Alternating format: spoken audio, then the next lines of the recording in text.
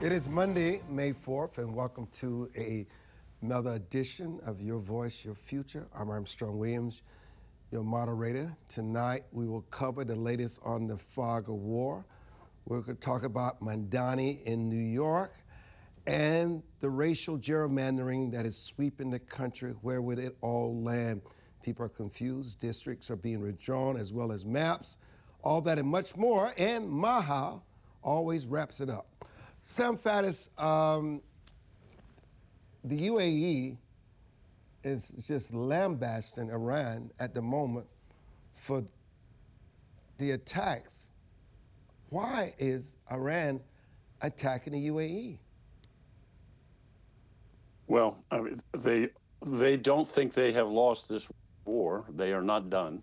Last document they gave us, I mean, nobody has seen in public forum the exact 14 points the Iranians are dictating, but it's what we do know about it is it's another document asking us to surrender and leave the Middle East and say we lost. So these guys are lashing out, and they are particularly angry with the UAE, but they are gonna lash out against everybody. Anybody who thinks we're about to negotiate an end to this conflict is not really paying attention to what is actually happening. So Trump has said they've taken out a few boats. The Iranian says it's not true. You just don't know what to believe anymore. Yeah, well, I have no doubt that we took out the boats that we struck. But I mean, look, we're at a point where they being the Iranians, their chosen method of fighting this is using boats with small arms or boats packed with explosives or drones they can build in a garage for a few $1,000. So if you want to stop the Iranian attacks in the Gulf, you're going to have to destroy every boat they have. And you're going to have to find a way to stop these drones from getting through. We keep wanting these guys to say they quit. They're not anywhere close to that in my estimation. Do you think the president and Peach herself realizes this? Unfortunately, I don't. I mean, I think we continue to get some very bad advice from whoever's providing that. I mean, when we imposed a blockade in the Straits of Hormuz, I thought that is exactly the right step, because the center of gravity in this fight is the world economy. So let's regain the strategic high ground. Let's blockade the Gulf, the Straits. But that's a step. That's a step, and there's like a dozen other things we should have done at the same time. Instead, we once again have convinced ourselves that these guys are just about to quit. And so we're just sitting around waiting for them to surrender, and they show no sign of surrendering. Do they want an exit from this, the Iranians? Well, I mean, they want an exit as long as they can get it on their terms. They still think they're winning. I mean, from the beginning of this, it wasn't, we attack them with our military, we destroy their military. Okay, that wasn't ever a fair fight. They weren't ever going to stand up. Okay, they respond by threatening the world economy, not just by blockading the Straits of Hormuz, but by threatening to take out the oil and gas production facilities, et cetera, and so forth in the Gulf. They figure they can ride this out. They figure time is on their side, that the economic pressure is going to force us to capitulate, agree to terms that are favorable to them, and in the end, they're going to win this fight. That's still where we are. We have, as you know, Armstrong, look, if I had to recommend the president, I would have said, don't start this war right now. And if you are going to start this war right now, don't proceed the way you plan to, because it won't work. That's water over the dam. We're in a war now. You can't live in a world where the Iranians won this war. So we have to win. And at this point, we just got to turn the screws on them. I say that not because I think it's cool, but because that's the reality of war. You're saying a lot here without saying it. We've crossed key thresholds in this U.S.-Iran confrontation, Sam. And from your intelligence background, what's the one signal you're watching that tells you whether this tips into full-scale conflict? Well, we're sort of dancing along the knife's edge on this becoming a much broader conflict. Look, 2-3 weeks ago now, when we imposed the blockade, We opened fire on a cargo ship, a container ship that was coming in trying to run the blockade. Okay, where was it coming from? It was coming from China, and it was carrying sodium perchlorate, which is a precursor chemical you need to make solid rocket fuel. It's about 70% by volume of solid rocket fuel for the Iranians. So that's the Chinese sent in a shipload of material in the middle of a war to help the Iranians build missiles to kill Americans. It, by the way, was not the first ship. It was the last so far, but they had sent at least a half dozen before that. Okay, what have they done now? With the help of the Pakistanis, they opened up 6 overland routes, they being the Chinese, from Pakistan into Iran.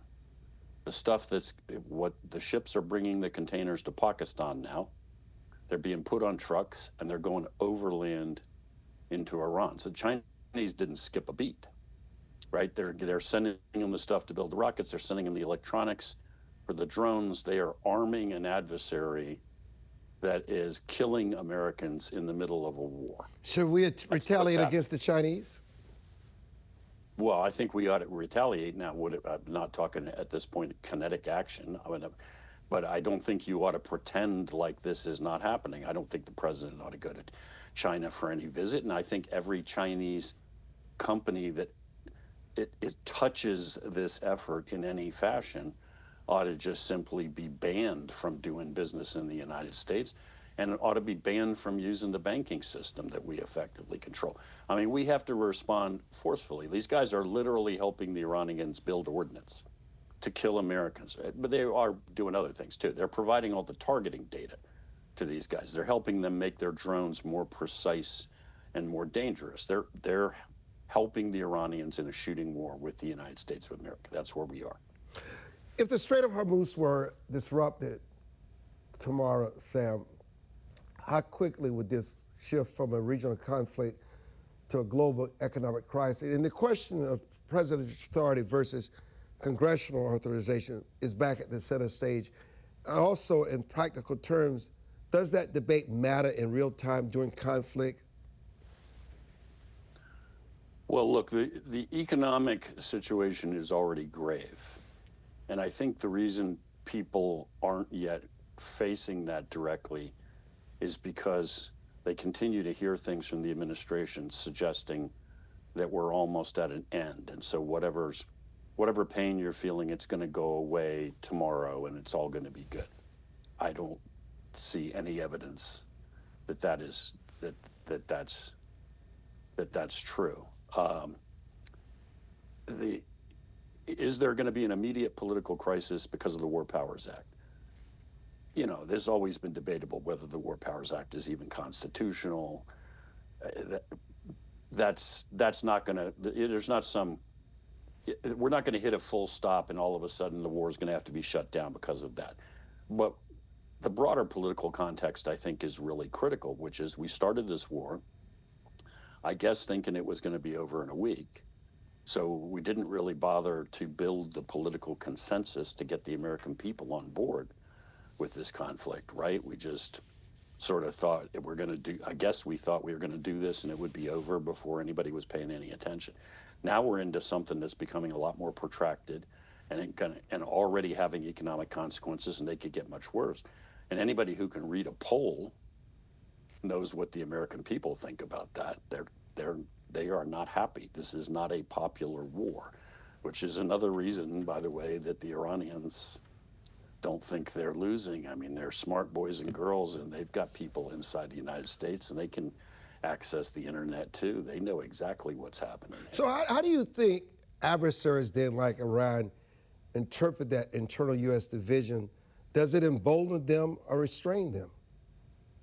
It 100% emboldens them. I mean, look, let's keep in mind, by the way, how long has it been since after 20 years we walked away from Afghanistan? That is not me defending our policy in Afghanistan, which was very misguided. It's just to say people hear this, people see this, and they pay attention. The Iranians have every reason in the world to think that if they just hold out and make this painful enough, we'll come up with an excuse to declare we won and we'll leave. But the excuse won't matter. The rest of the world will see. We picked a fight with the Iranians. We gave them our best shot and we lost. And that's what I mean by no matter whether you think we got into it for the right reasons or should have never started it, we have to win the conflict. If we walk away perceived as having lost to the Iranians, yeah, you've opened Pandora's box. Everybody on the planet, first and foremost, the Chinese, will say, let's go, time to tee off. You know, you've operated in environments where intelligence is often incomplete, Sam. How dangerous is it when political leaders fill those gaps with certainty?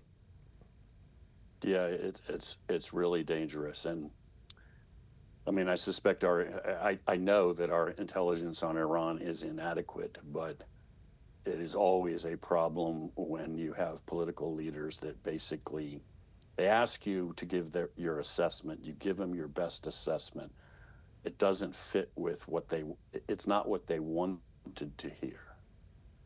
And so they decide that they know better, or to listen to somebody else and to ignore that advice. And I have been in that situation. In the run-up to the Iraq War, on God knows how many occasions, somebody would ask me questions in an official capacity as the guy running things on the ground in Iraq, and I would tell them what I perceived to be the truth based on the best information the guys and gals working for me got. And they wouldn't like the answer, so they'd just decide to ignore it and do something else that subsequently proved very misguided. Your final thoughts? We are unfortunately a long way from the end of this conflict. We have not. If we want if we intend to win this war and we really want the Iranians to surrender, we're going to have to turn the screws on them a lot harder. And when we ignore things like all this truck traffic coming from Pakistan carrying Chinese stuff into Iran, we're encouraging them to think they can win this thing and they can beat us. Sam Faddis, it's always a pleasure. When we turn our attention to New York City and its mayor, Zohran Mamdani, and our guest, Sal Greco. Your voice, your future.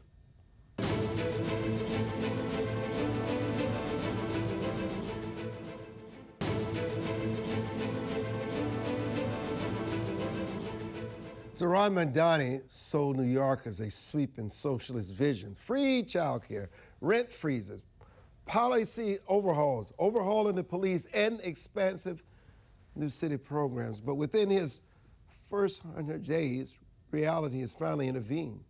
Core promises were scaled back, delayed, or reversed, from city-run grocery stores to dismantling the NYPD units and ending homeless encampment suites.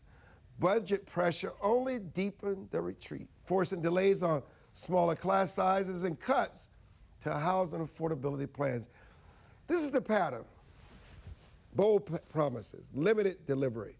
Mamdani campaigned on transformation, but governing has exposed the gap between ideology and reality, and New Yorkers are beginning to notice. The deeper question is not about one leader, but about a broader national trend. When do voters begin to weigh aspiration against execution and rhetoric against results? And at what point, Sal Greco, does the electorate demand not just vision, but viable, sustainable governance grounded in economic and civic reality? Welcome back, Sal Greco, our new retired NYPD officer, 14 years. Sal, I mean, you've been on the ground in New York policing, real communities, and when you hear Mayor Mamdani's public safety vision, what immediately stands out to you as either grounded in reality or completely disconnected from it? I believe, Armstrong, that he is definitely disconnected from reality.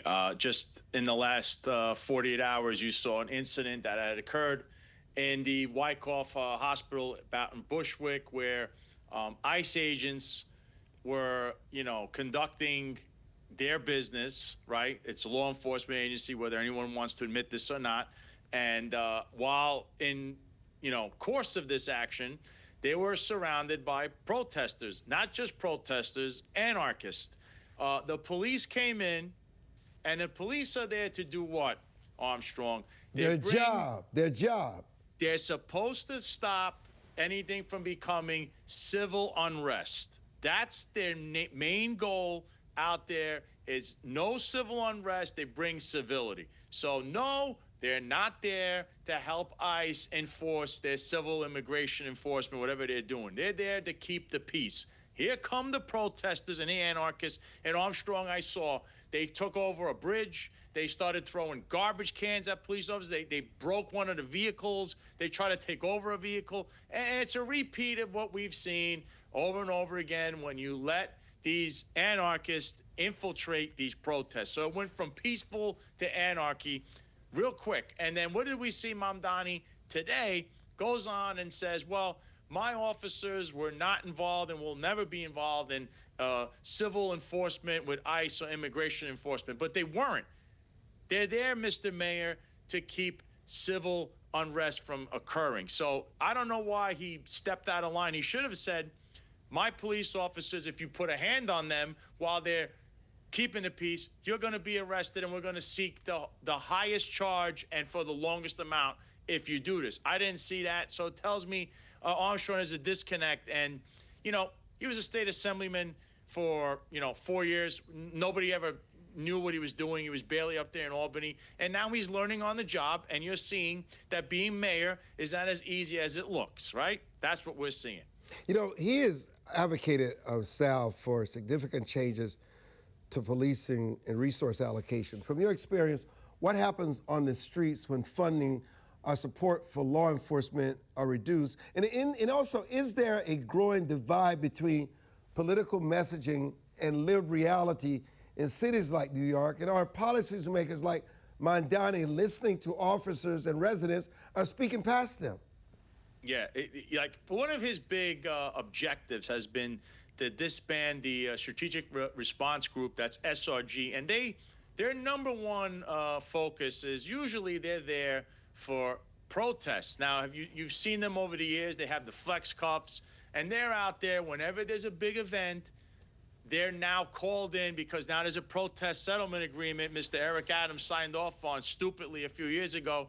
And he should have overlooked that. But now that they have to deal with this, right, the protest settlement agreement, SRG has to be called in by higher-ups. We've seen this.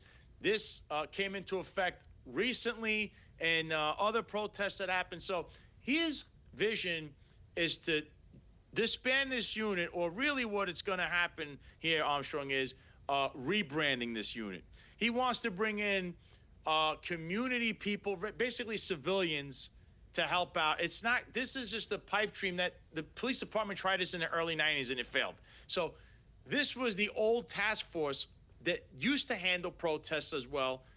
Changing this will not work. You need these police officers. By the way, all the funding that they get, these officers are equipped to do protests. They're also equipped to use long guns. They're equipped in that their training that they have, other officers don't have because they're in this special unit.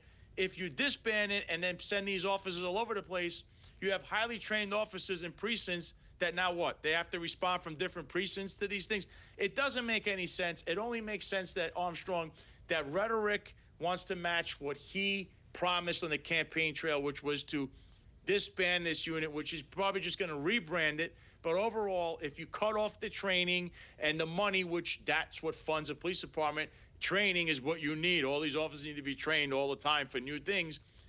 You are going to fundamentally change how they police in the streets. And that's not what this man wants, because in the end, public safety falls on his laps. And if you haven't noticed, there was a mayor not even a couple of years ago that was there that said public safety was big, and he's no longer mayor. Because remember, the crime, they kept saying, was the lowest it's ever been when your eyes don't deceive you. It's actually the highest it's ever been. So he's facing the same problem, Armstrong. And if he cuts off this funding or it's going to get even worse, because crime is through the roof. There's a lot of questions, and he doesn't have the right people there. Between the police commissioner, the chief of department, they're doing this all the time. This guy's got to get a grip on his administration. So let's talk about 5 months in. Let's talk consequences. What do policies like these mean for response times, officer morale, and ultimately the safety of everyday citizens? And supporters argue these reforms are about fairness and reimagining public safety. From your experience, is this reform just more risk and it's just dangerous? No, this is there's opportunity to reform in certain areas, but he's taken a simple, idea of reform. You could reform something, but you can't do it all. You're trying to do too much. You're leaning one way, and it's all gonna, implode if you go that route. You've seen what he's trying to do, this SRG stuff. You see what he's trying to do with how the response times have been an issue because, Armstrong, they don't have the manpower, and not because they have new recruiting posters I saw, and it's not like they're really, picking the greatest people out there. It's kind of like scraping the bottom of the barrel. Nobody wants this job, Armstrong, for the reasons of, a police officer today in New York City, going in there, you probably don't have the backing of your politicians. You may not even have the backing of the people that vote these politicians in overall. They all want public safety, but they don't want the risk. So you understand a police officer's job is very hard, okay, and they need support. I understand they don't get it sometimes. They don't get it right. And listen, I'm one of the harshest critics when they don't. But I'm also one of the biggest people that gives them pats on the backs as well. You have to play it both ways and be even and unbiased, right? So the problem here is they don't have the personnel. They can't hire enough people to get on. And the people that they have, a lot of people are hiding in these administrative roles. They need to get out of those roles and flood precincts because they have many issues with staffing. Many police officers are out there working a midnight shift tonight when there's only 2 cops in 1 car and a sergeant and his driver. That is not going to cut it, especially in a big precinct. So they're behind. There's jobs. They're behind, like, for at least 40, 50 jobs on a queue, meaning those people that called in from 9 o'clock at night, no one's responding till 8 in the morning. And it's probably going to get worse as the weather gets warmer now, Armstrong. So these are issues that must be addressed. And I don't know if this guy has the right people around him to be telling him and advising him how it's done, or the right staffing. So he's got another month till he hits 6 months. After 6 months, we could really evaluate this administration and see what's really going on. You said something briefly, though. We were talking to a veteran of the Chicago Police Department, served for 16 years. And he said these officers are the worst he's ever seen. Ill-prepared, ill-trained, don't know how to de-escalate, struggling with the wrestling, they don't know how to handle them. He just says it's just shocking watching this. And you see so many videos of it. And it seems as though you're agreeing. Yeah, unfortunately, some of these, we'll say police officers or new hirees or people that have been there for a while, they seem to forget their training. When you go into a liquor store and you approach someone and you just escalate something from 1 to 10 and throw a guy around and think this is, and there's a lot of people, I like to call them the Joe Cop crowd, the hairbag crowd. These are the pro-police advocates that'll say everything is good. Don't say it's bad. It's hard enough. No. Police officers are trained to do their job. They're not trained to, I like to say, extrajudicial punishment. The repeated strikes to the head, the guy's handcuffed, you're kicking him, you're huffing and puffing. I mean, what is up with that? And that's different than responding to a protest where these angry rioters are now punching you as a police officer. And again, you need to be in shape. I'm not saying, go out there and be the world's fastest runner, but you definitely need to hit the gym 5 days a week. You can't look like a slob out there or stuff on your uniform. And you've seen a lot of it. I saw a picture tonight, Armstrong. These 2 cops are floating around gang symbols in the 42nd or 43rd precinct in the Bronx with someone in a store. That's not the look you want. You want the police officers now flashing gang symbols in uniform with someone, and we don't even know who this person is. This is the pool of candidates they're pulling to now become police officers. It's definitely not what it once was 15, 20 years ago. The quality of person getting on is questionable these days, and we've seen it all over the place.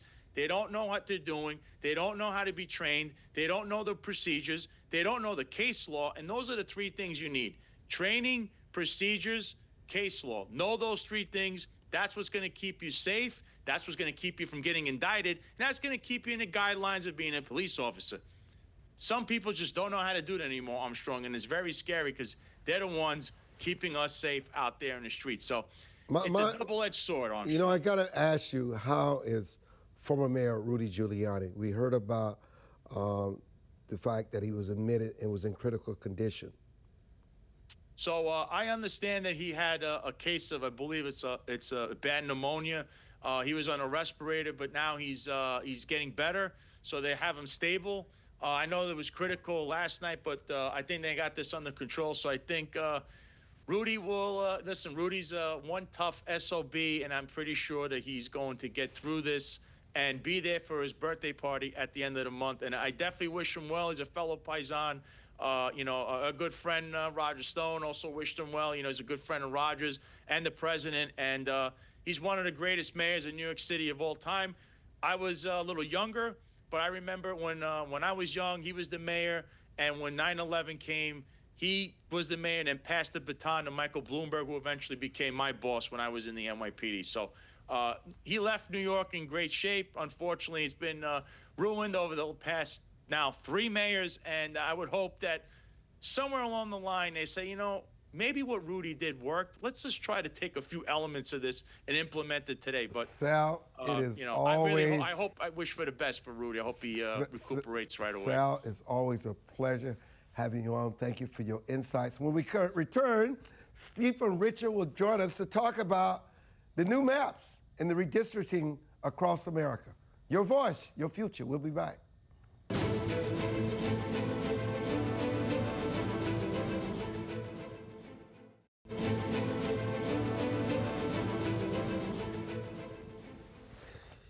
In the debate over redistricting, one truth is too often buried beneath legal jargon and partisan maneuvering.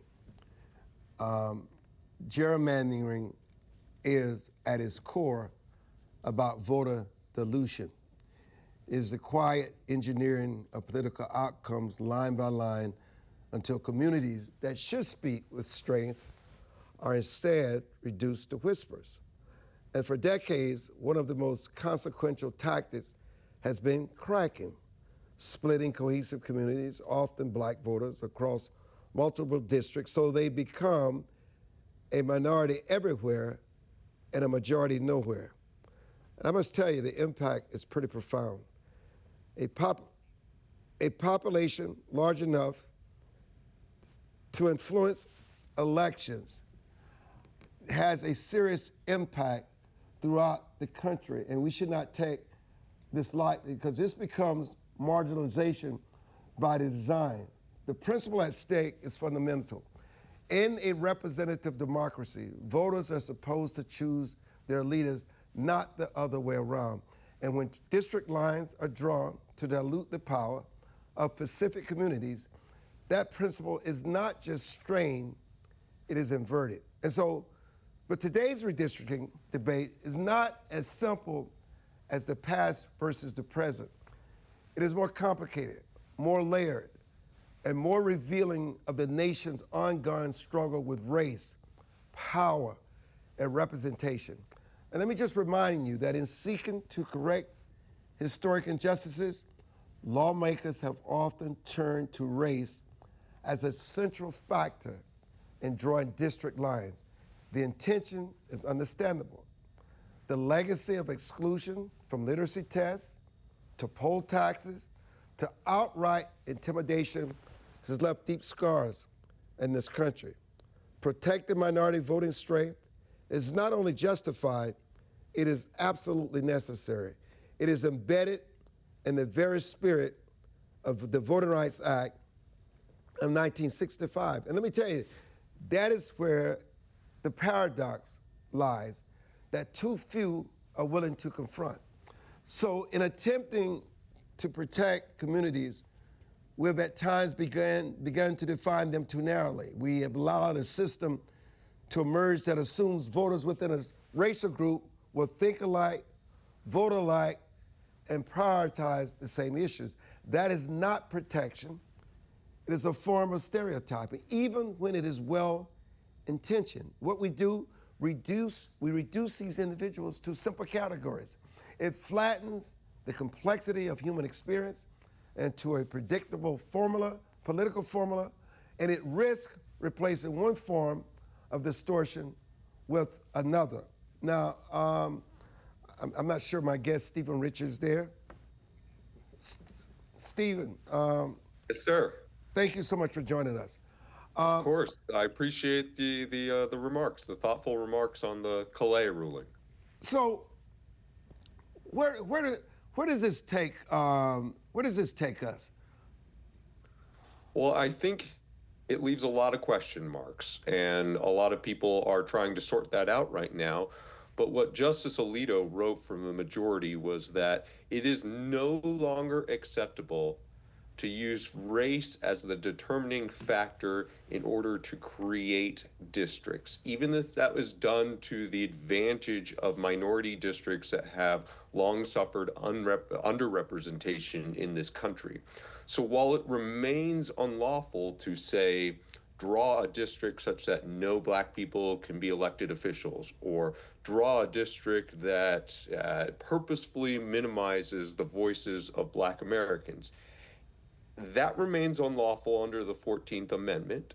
But what is no longer allowed is to use race as the determining factor to, say, draw multiple districts to create a high likelihood that there will be a black representative. And so what they did in Louisiana was that they said you can no longer use race, you can use partisanship, but you can no longer use race to create these majority-minority districts.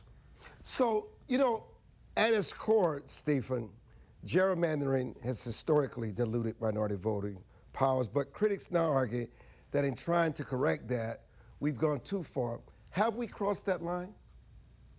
I'm very sympathetic to Justice Alito's reasoning here in that I'm uncomfortable when we're using race as the motivating factor, even if it's for something that is intended, as you said, good intentions, intended to help minorities in the political process, intended to help them have voice.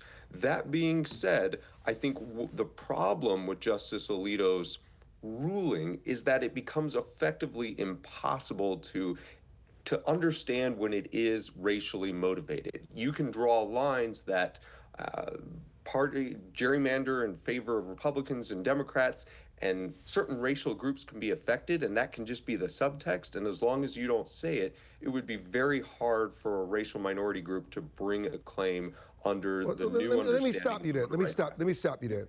But the courts, Stephen, have struggled to define when race can be considered in redistricting.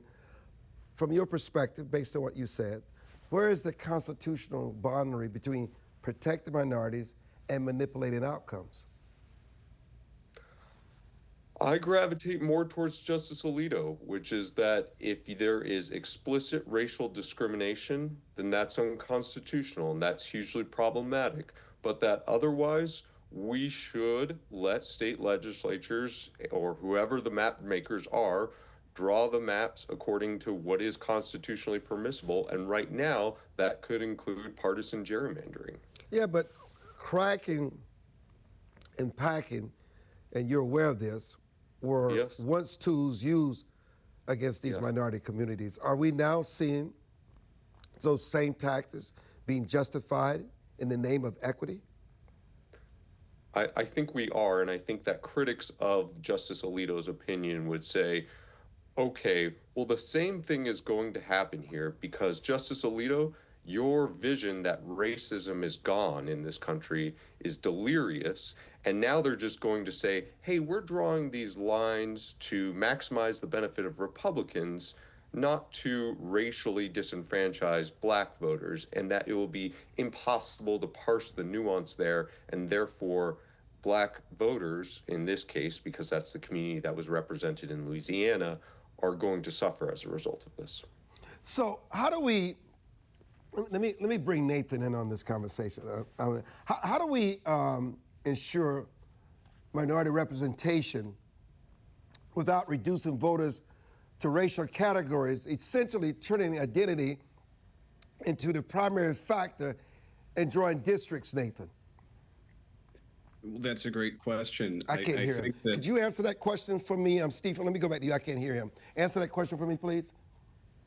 I think it's very challenging when black voters, 90% of black voters in this country, at least in the presidential election, vote for the Democratic nominee. And I think it will become more complicated, however, when we don't just think of things in terms of blacks and whites. And when the Voting Rights Act was created, I think those were the two groups that were largely thought of.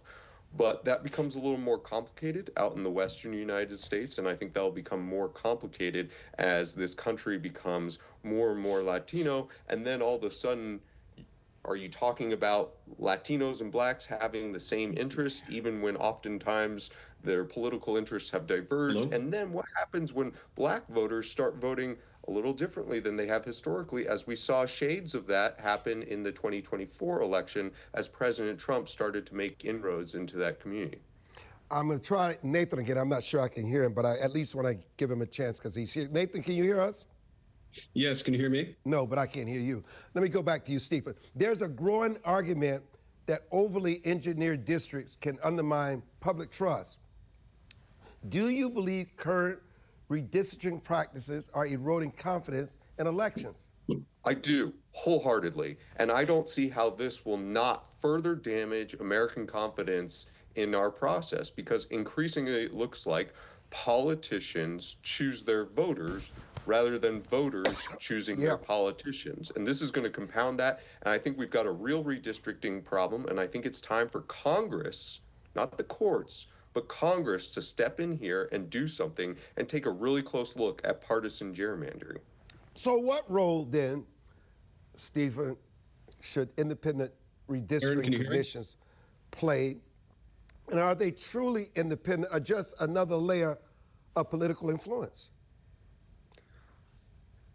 Most of the social science literature on this shows that independent redistricting commissions, as exists in I think about 10 states now, do produce maps that are more competitive and less partisan gerrymandering and more reflective of the partisan balance of the state.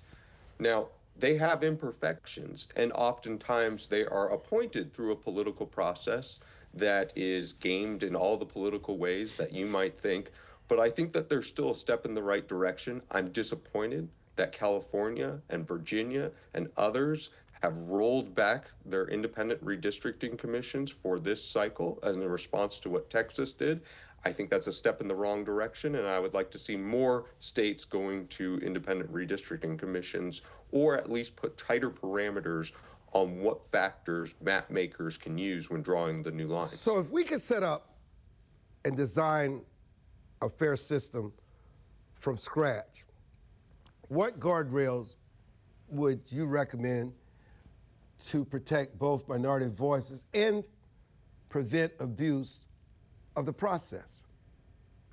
Well, I think if you wanted to get really extreme here, you could look at something even like proportional representation, such that no voices are lost, such that if Democrats win 49% of the vote, they don't get 0% of the control in some situation, but they would get 49% of the control. So that's one way that many European countries have dealt with this map-making problem. If we weren't to go that far, then I think we would have to really hone in on the fact that these districts need to be contiguous, they need to be natural in shape, and they need to have the same populations as other districts. Stephen, Richard, I appreciate so much you're joining us. I apologize that Nate from Worcester from the Epoch Times was unable to join us because of audio. That happens. When we come back, we're going to turn our attention to making America healthy again on Your Voice, Your Future.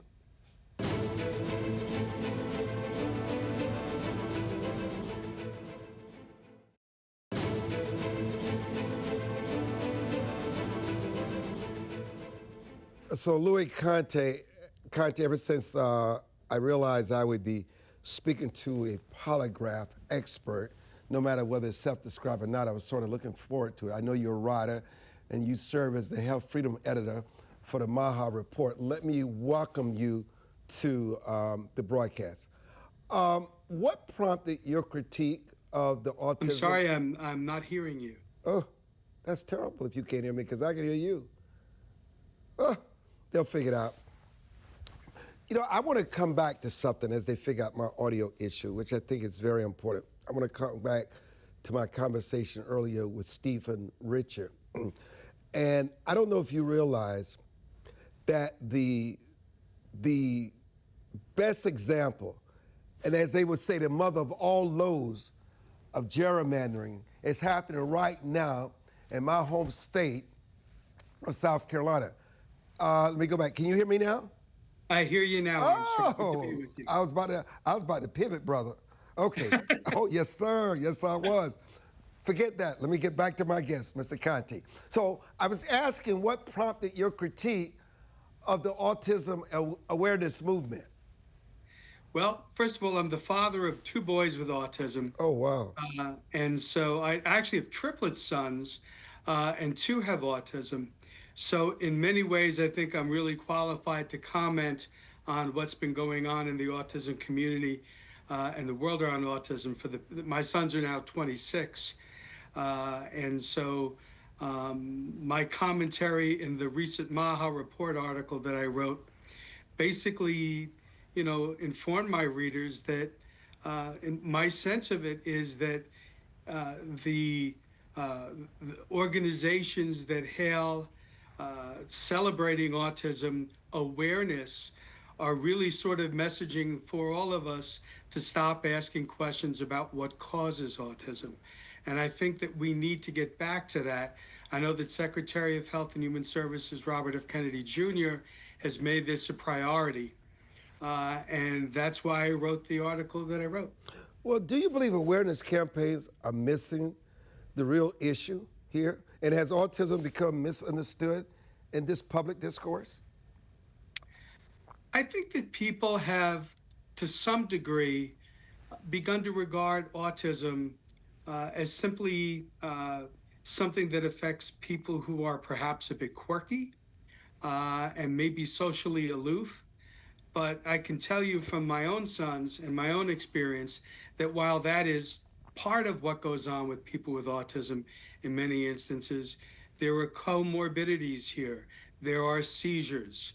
There are, wandering behaviors that are very serious. And we need to focus on that. I do know that in the recent meeting of the Interagency Autism Coordinating Committee, that finally a proposal was passed to acknowledge what we refer to as profound autism. And we need to do that. We need to look at the entire spectrum of people affected by autism. Yes, we should celebrate people with autism. My sons are terrific people, and I enjoy them.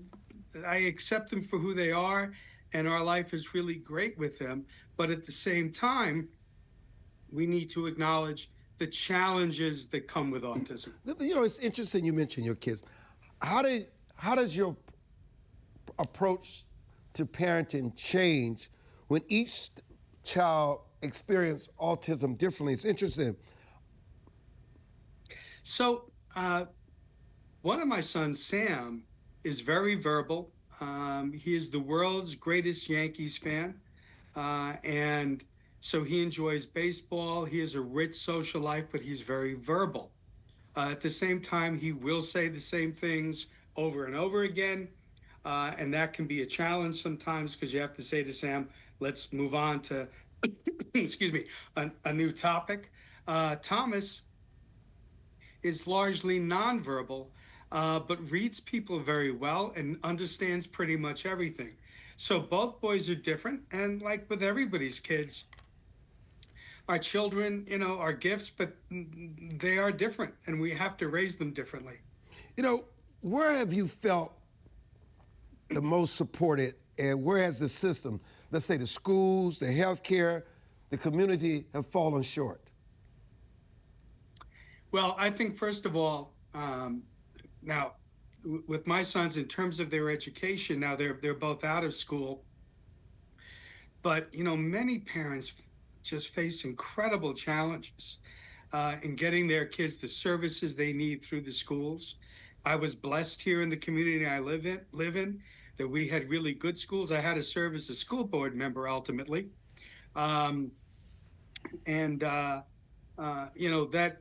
that was part of my advocacy for my sons, but also for other people with special needs. because I live in a reasonably affluent community, but we needed to focus on the people with special needs as well as the people with special talents. So there are parts of I live in New York, and there are parts of my state where I really worry about people with autism not getting support services in school and also when they transition to adult life. That many instances there isn't programming, there isn't resources, and many times a lot of these people are stuck at home, and it's not a good situation. You know, it's interesting. How has this journey shaped you as a parent, not just in responsibility, but in perspective and purpose as well? Well, I will tell you, Armstrong, I think that my sons have made me a better man. I am certainly more understanding and more respectful, of people who have challenges. And at the same time, I think that my sons are a blessing in other ways that are unique to them and wonderful. And so, I will tell you that every parent with autism, and I wrote about this in the MAHA Report article that I posted last week, many parents have that moment where a child acts out, a child maybe engages in head banging or screaming or yelling, and they're wondering what community members are thinking about them. I no longer worry about those moments. We get those things happen. We try to get through them. But I think that most of the world is now aware of what autism is. That's one good thing about autism awareness. But at the same time, I'm proud of my sons, and they're good people. They're good citizens. They care about their family, their neighbors, so there are times where I, just try to enjoy them and remember life's blessings that way. I ask these questions because it's very relatable to me. I grew up with a brother who's very similar all my life, and I'm his primary caregiver. Not that I take care of it, but I provide for him. I just feel it as a duty and responsibility. So what you're saying is so relatable to me, but it's all in my family, not just with my mother, but her sisters. It's fascinating. I'm sure there's something to do with the gene pool here, but I don't want to get into that. But what impact has it had on your family dynamic, including the siblings, and how do you nurture balance, let's say, with that household? How did you do that in the past that others can learn from that? Because I think these are the questions that are important. Because I think a lot of people live with this, they don't talk about it. It's something I'm very proud of. It's been a blessing, as you said about your own sons. So, I think that there are times when, because of the issues with my sons, we couldn't participate in as many family activities as we might have wanted to. But one thing I will say is, for my older relatives, autism was so striking to them, they'd never seen anything like it when they were growing up. So it was a challenge for them to accept it. But, family does. After a while, family does accept, our loved ones for who they are. And so it's been a very interesting journey. It's been difficult at times.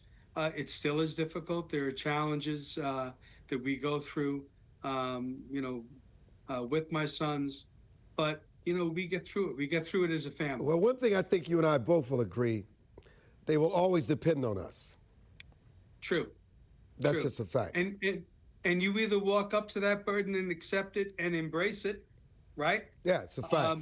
They will never be able to operate fully on their own. It's just a fact. But listen, I appreciate so much having you on today, telling your story, because you don't only tell your story, you tell our story as well. It's something that we should celebrate and never frown upon. Thank you so much for joining us. I want to thank all our guests for joining us for this edition of Your Voice, Your Future. I'm Armstrong Williams. Thank you.